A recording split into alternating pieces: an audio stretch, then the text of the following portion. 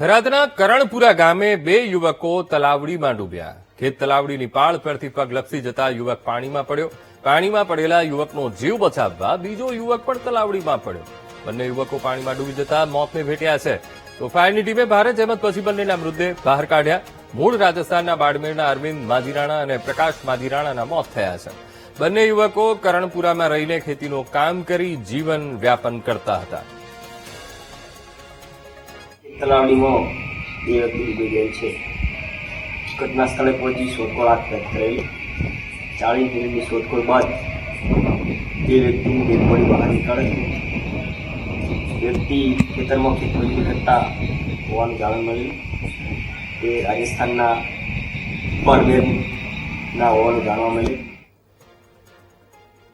તો આજ મુદ્દે સંવાદદાતા વશરામ ફોનલાઈન પર જોડાઈ ગયા છે. વશરામ, થરાદના કરણપુરાની આ ઘટના છે જ્યાં તલાવડીમાં બે યુવકો ડૂબ્યા છે. શું મામલો વશરામ?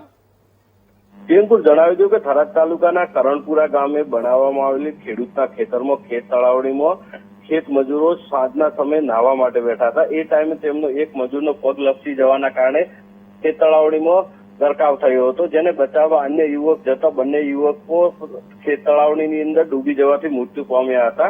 જે બાબતે ફાયર વિભાગને જાણ કરતા તાત્કાલિક ફાયરની ટીમ પણ ઘટના સ્થળે પહોંચી અને બંને યુવકોને બહાર નીકાળી પીએમ અર્થે ખસેડાયા હતા.